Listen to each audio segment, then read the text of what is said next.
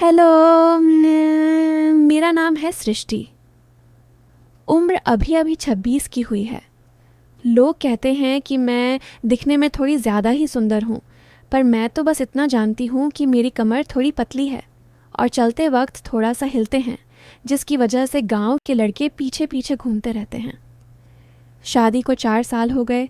पति दिल्ली में नौकरी करते हैं, महीने में एक बार आते हैं। घर में मैं, सास ससुर और मेरा देवर अंशुल। अंशुल अभी 21 का है, बीटेक फाइनल ईयर में है, पर कॉलेज कम जाता है, ज़्यादातर घर पर ही रहता है।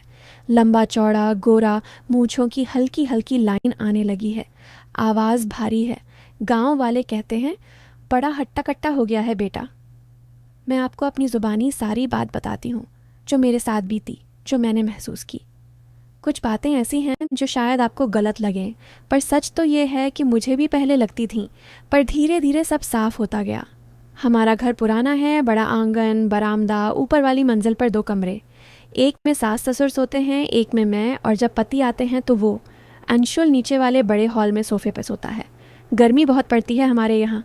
जून जुलाई में तो रात को भी पंखा चलाओ तो पसीना नहीं सूखता। एक रात की बात है, मैं ऊपर अपने कमरे में लेटी थी। खिड़की खुली थी, चांद की रोशनी आ रही थी। मैंने पतली साड़ी पहनी हुई थी, नींद नहीं आ रही थी। अचानक लगा कोई सीढ़ियों पर पैर रख रहा है।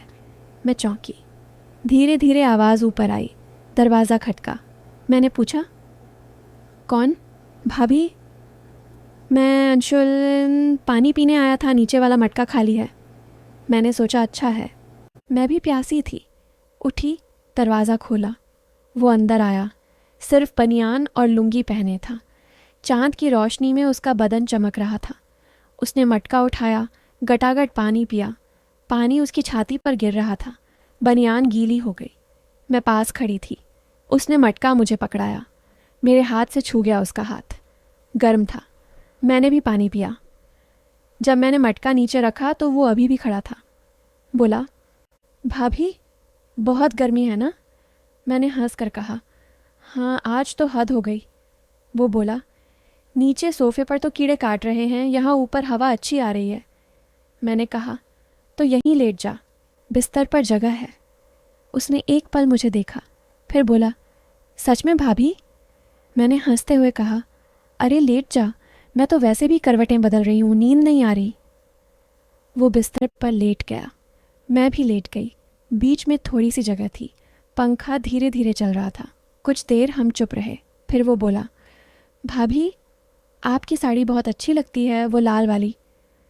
मैंने हंस कर कहा, अच्छी लगती है या कुछ और? वो शर्मा गया। बोला, नहीं, वो बस ऐसे ही। फिर चुप हो गया। मैंने भी कुछ नहीं कहा। रात गहराती गई। अचानक उसने करवट बदली और उसका पैर मेरे पैर से टच हो गया। मैंने पैर हटाया नहीं, वो भी नहीं हटाया। धीरे धीरे उसका पैर गर्म था। मैंने सोचा चलो कोई बात नहीं, गर्मी में ऐसा होता है। फिर उसका हाथ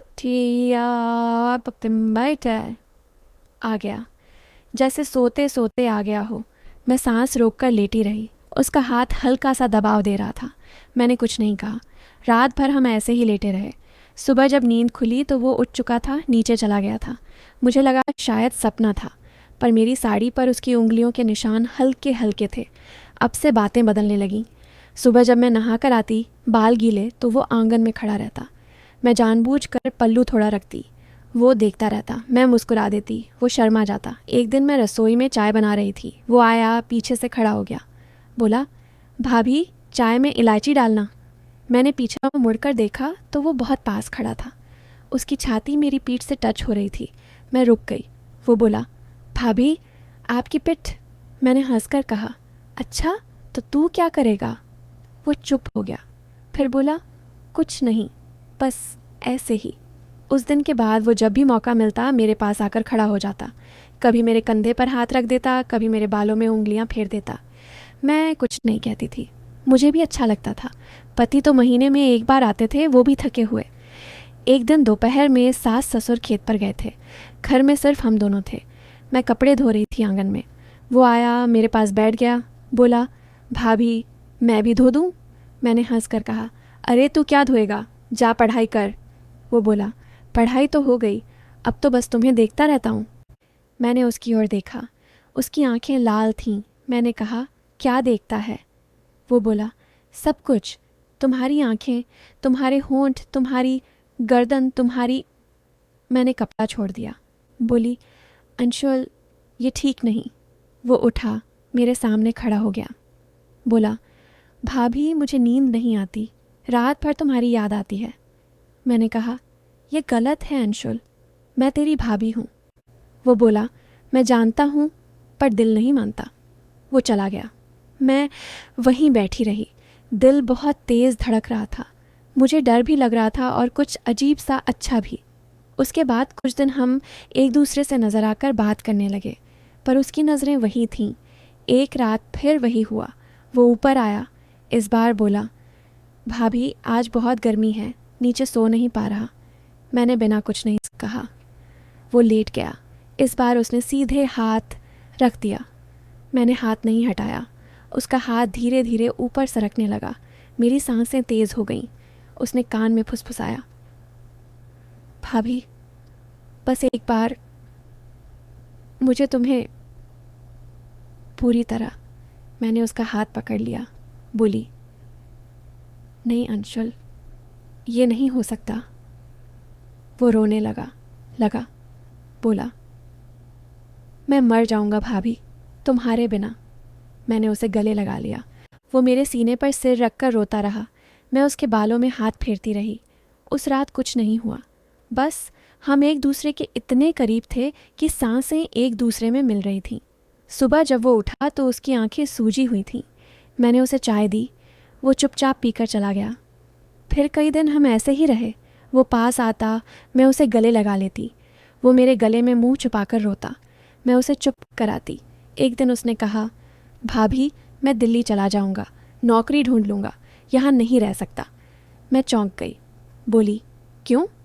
वो बोला, क्योंकि मैं तुम्हें हर पल चाहता हूँ और ये गलत है। मैंने कहा, रुक जा, अभी पढ़ाई पूरी कर। पर वो नहीं माना। उसने बैग पैक कर लिया। जाने से एक रात पहले वो फिर ऊपर आया। इस बार वो रोते रोते मेरे पैरों पर गिर पड़ा। बोला, भाभी, बस एक बार, मुझे तुम्हारे, सिर्फ एक बार, फिर मैं चला जाऊंगा। मैंने उसे उठाया। उसका चेहरा अपने हाथों में लिया। उसकी आंखों में आंसू थे। मैंने धीरे से अपने होंठ। बहुत देर तक हम ऐसे ही रहे। फिर मैंने उसे छोड़ा। बोली, अब जा, पर दिल्ली मत जा, यहीं रह, मैं हूं ना। वो सुबकियां लेते हुए बोला, पर भाभी, मैं फिर चाहूँगा। मैंने कहा, चाह, पर हाथ नहीं उठाना, बस गले लगाना, रोना, बातें करना, इतना काफ़ी है ना। वो मेरे गले लगकर बोला, हाँ भाभी, बस यही काफ़ी है। उसके बाद उसने दिल्ली जाने का इरादा छोड़ दिया। अब हम रात को ऊपर एक साथ लेटते हैं। वो मेरे गले में मुंह छुपाकर सोता है। मैं उसके बालों में उंगलियां फिराती हूँ। कभी कभी वो मेरे कंधे पर, मैं उसके माथे पर। हम एक दूसरे को बहुत चाहते हैं, पर उस लकीर को कभी पार नहीं किया। लोग क्या सोचते हैं मुझे नहीं पता, पर मुझे पता है कि मेरे देवर का दिल बहुत बड़ा है। वो मुझे माँ की तरह चाहता है, बहन की तरह चाहता है, दोस्त की तरह चाहता है, और हाँ, थोड़ा सा उस तरीके से भी। पर उसने कभी ज़बरदस्ती नहीं की और मैंने भी कभी उसे वो रास्ता नहीं दिखाया। आज भी जब वो मेरे गले में मुंह छुपाकर सोता है तो मैं सोचती हूँ, शायद यही सच्चा प्यार है, जो बदन नहीं रूह को छूता है। और जो लोग कुछ और सोच रहे थे, उनके लिए बस इतना कहूँगी, कभी कभी जो दिखता है वो होता नहीं, और जो होता है वो दिखता नहीं। लेकिन रुको, तुम सब सोच रहे होगे कि कहानी ख़त्म हो गई, सब साफ साफ हो गया, सब कुछ प्योर हो गया। पर नहीं, असली कहानी तो अब शुरू होती है। जो मैंने अभी तक बताया वो सिर्फ ऊपरी परत थी। असली बात तो इतनी गहरी दबी हुई थी कि मुझे खुद को खोदना पड़ा, खुद को तोड़ना पड़ा, तब जाकर वो बाहर निकली। तुम तैयार हो तो कान खोलकर सुनो, क्योंकि अब जो बताने जा रही हूँ वो सुनकर तुम्हारा दिल बैठ जाएगा। वो दिन था शायद अक्टूबर का। एंशुल की बीटेक की फाइनल ईयर की प्रैक्टिकल फ़ाइल जमा करानी थी। कॉलेज से लौटा तो उसका चेहरा सफ़ेद पड़ा हुआ था। मैंने पूछा, क्या हुआ? वो बोला, कुछ नहीं भाभी, बस थक गया हूँ। पर उसकी आंखें कुछ और कह रही थीं। रात को जब हम ऊपर लेटे थे वो मेरे गले में मुंह छुपाए बिना नहीं सोया करता था, पर उस रात वो दूर कोने में सिकुड़ कर लेट गया। मैंने 2-3 बार बुलाया, वो सिर्फ करके चुप हो गया। अगले दिन सुबह सुबह उसकी माँ, मेरी सास, ने मुझे आवाज़ दी, सृष्टि ज़रा अंशुल के कमरे में जाकर देख, सुबह से दरवाज़ा बंद है, आवाज़ नहीं दे रहा। मैं गई। दरवाज़ा खटखटाया, कोई जवाब नहीं। मैंने धक्का मारा तो खुल गया। अंदर का नज़ारा देखकर मेरे पैरों तले ज़मीन खिसक गई। अंशुल फर्श पर बेहोश पड़ा था। हाथ की नसें कटी हुई थीं, खून सूख चुका था पर अभी भी हल्का हल्का बह रहा था।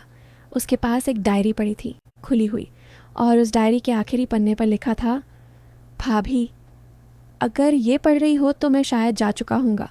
तुमसे बहुत सारी बातें छुपाई हैं, अब छुपा नहीं पा रहा। सच्चाई ये है कि मैं तुमसे प्यार नहीं करता।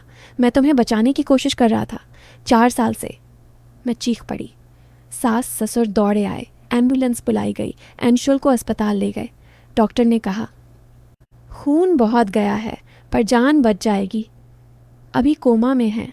मैं उसकी डायरी लेकर अस्पताल के गार्डन में बैठ गई और जो पढ़ा वो मेरी ज़िंदगी की सबसे बड़ी सच्चाई थी, जिसे मैं कभी नहीं जान पाती अगर अंशुल आज ये कदम न उठाता।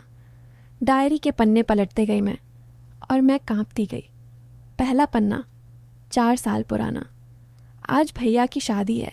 भाभी बहुत सुंदर हैं पर मुझे डर लग रहा है, पता नहीं क्यों। दूसरा पन्ना शादी के 10 दिन बाद। भैया दिल्ली चले गए, भाभी अकेली हैं। रात को मैंने देखा पापा, मेरे ससुर, भाभी के कमरे में गए थे, देर रात तक नहीं निकले। मैं डर गया। तीसरा पन्ना। मैंने मम्मी से पूछा, मम्मी ने डांटा, कहा चुप रहो वरना घर टूट जाएगा। मैं चुप रहा। फिर पन्ने दर पन्ने लिखा था कि कैसे मेरे ससुर, उसके अपने पिता, मुझे 4 साल से ब्लैकमेल कर रहे थे। कैसे शादी के 1 महीने बाद ही उन्होंने मेरे साथ ज़बरदस्ती की थी। कैसे मेरे नशीली चाय पिलाकर, कैसे मुझे धमकी दी थी कि अगर किसी को बताया तो मेरे मायके वालों को मार देंगे, मेरे भाई को नौकरी से निकलवा देंगे। कैसे मैं हर रात डर के मारे रोती थी पर किसी को कुछ नहीं बता पाई। पर सबसे बड़ा झटका तो ये था, अंशुल ने लिखा था, मैंने देख लिया था सब। मैं सिर्फ 17 साल का था। मैं कुछ कर नहीं पाया, बस रोता रहता था। फिर मैंने प्लान बनाया, मैं भाभी को अपनी तरफ खींचूंगा। मैं उनके इतना करीब आऊँगा कि पापा कभी हिम्मत न करें उन्हें छूने की। मैंने जानबूझकर भाभी के साथ फ्लर्ट किया, जानबूझकर रात को उनके पास लेटा, जानबूझकर उन्हें गले लगाया ताकि पापा को लगे कि भाभी मेरे साथ हैं और वो डर जाएं। मैंने भाभी को कभी गलत नीयत से नहीं छुआ। हर बार जब वो मुझे गले लगाती थी मैं रोता था, क्योंकि मुझे पता था कि वो भी मजबूरी में मुझे सहारा दे रही हैं। पर मैं थक गया भाभी, 4 साल हो गए, मैं अब और नहीं सह सकता। मैंने पापा को बहुत बार रोका, मारा भी, पर वो नहीं माने। आज फिर वो आपके कमरे की तरफ गए थे। मैंने रोकने की कोशिश की, उन्होंने मुझे मारा, कहा तू कुछ नहीं कर सकता। मैं हार गया भाभी। अब बस यही रास्ता बचा था कि मैं खुद को ख़त्म कर दूं ताकि तुम आज़ाद हो जाओ। मेरे मरने के बाद तुम पुलिस के पास जा सकती हो। मेरी डायरी सबूत है तय के। मैं डायरी पढ़ते पढ़ते बेहोश हो गई। जब होश आया तो मैं अस्पताल के बेड पर थी। अंशुल I.C.U में था। मैंने डायरी पुलिस को दे दी। मेरे ससुर को तुरंत गिरफ्तार कर लिया गया। उन्होंने सब कबूल कर लिया। कहा मैंने गलती की, पर बेटे ने आत्महत्या की कोशिश की, ये देखकर मैं टूट गया। अंशुल होश में आया। पहली बार उसने मुझे देखकर मुस्कुराया। बोला, भाभी अब तुम आज़ाद हो। मैं उसके पैरों पर गिर पड़ी। मैंने कहा, तू मेरा देवर नहीं, तू मेरा भगवान है। उस दिन के बाद मैंने अपना नाम बदल दिया। अब मैं खुद को अंशुल की भाभी नहीं, अंशुल की बहन कहती हूँ। हम दोनों ने साथ में एक NGO खोला, छुपी चीख, जहाँ हर वो औरत आती है जिसकी चीख कोई नहीं सुनता। हम कोर्ट में लड़ते हैं, घर तोड़ते नहीं, गिने से ज़्यादा तोड़ते नहीं, बल्कि हैवानों को सज़ा दिलवाते हैं। और हाँ, अब भी हम रात को एक साथ लेटते हैं। पर अब वो मेरे गले में मुंह नहीं छुपाता। अब मैं उसके गले में मुंह छुपाती हूँ, क्योंकि अब मुझे डर नहीं लगता। अब मुझे पता है कि दुनिया का सबसे सुरक्षित जगह उसकी गोद है। अंशुल आज 25 का है। मैं 30 की। लोग आज भी हम दोनों को एक साथ देखकर कानाफूसी करते हैं। हम हंस देते हैं क्योंकि हमें पता है हमारे बीच जो रिश्ता है वो न देह का है न पाप का है। ये रिश्ता है उस मासूमियत का जो दुनिया की गंदी नज़र से देखती है, पर हम जानते हैं कि ये सबसे पवित्र रिश्ता है। सीख बस एक ही है, कभी किसी की चुप्पी को कमज़ोरी मत समझना। कभी कभी चुप रहने वाला सबसे ताकतवर होता है, और कभी कभी जो तुम्हें गलत लग रहा है वो किसी की जान बचा रहा होता है। और अंशुल को मेरा सलाम। हमेशा।